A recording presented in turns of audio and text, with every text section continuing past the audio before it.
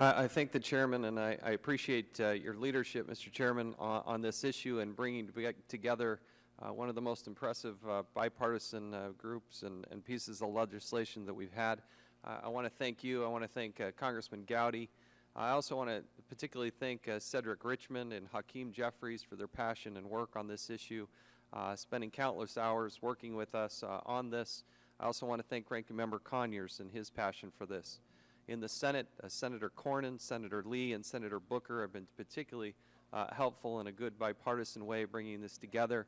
We have important additions to the bill from Congressman Marino and Congresswoman Jackson Lee that improve the quality of this bill and address some topics that I know Mr. Marino and Ms. Jackson Lee are also very, very passionate about. But we have a choice in this country. We have to understand, Mr. Chairman, that 95% of the people that go to prison, they're coming back out. So are they going to come back out and be better criminals? Or are we actually going to engage with these people and hope that we can reduce the rate of recidivism? Because that ought to be our goal. We want them to become productive citizens. Something's gone awry, something for whatever reason is off track. There are certain criminals that shouldn't come out, that shouldn't be able to earn extra time. There are 48 exclusions in this bill for people for everything from terrorism to crimes against children and other heinous crimes that you're just not going to qualify for this. But let's also understand, Mr. Chairman, too, that in the federal prison system, we're at about 120 to 140% of capacity. And what we don't want to do as a nation is do what California did. California had overpopulation. What did they do? They just released them in mass.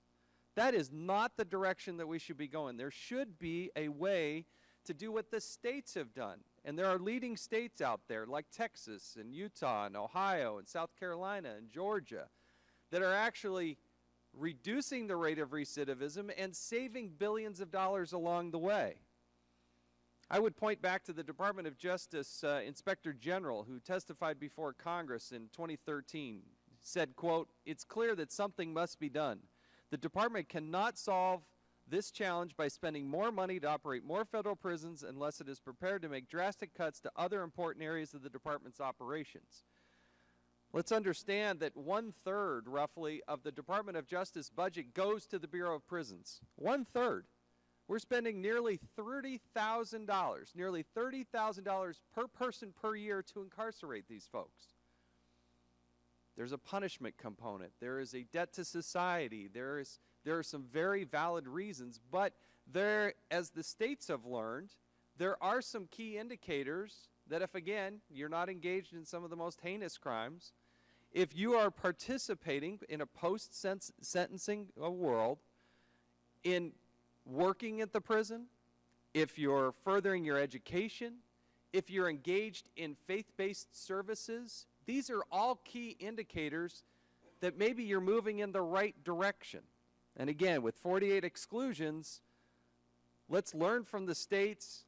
Let's, as fiscal conservatives, understand we got to figure out how to save money, but let's also engage in be truly the Department of Corrections, because I think that is ultimately the goal.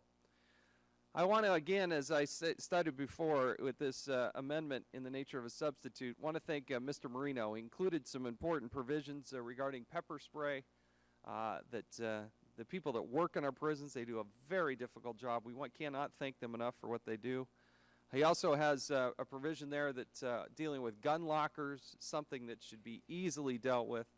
Ms. Jackson Lee adding a component, for instance, restraints during pregnancy. These are common sense things that do need to be addressed. And Mr. Chairman, I'd also like to ask unanimous consent to introduce two different letters. One is from 36 former prosecutors, a judge, other government officials. We also have a letter from former Attorney General Michael McCasey, former FBI Director William Sessions, former FBI Director Louis Freeh, talking about the concepts involved in here. And I would also point, Mr. Chairman, to the success that a version of this bill has had in the Senate, again, bringing together a broad bipartisan support. I hope members will take a good hard look at this, but I do appreciate the good bipartisan support. I think this is ready for a vote here in this committee, and look forward to bringing it to the floor sooner rather than later. And I thank you again for your leadership on this bill, and I yield back.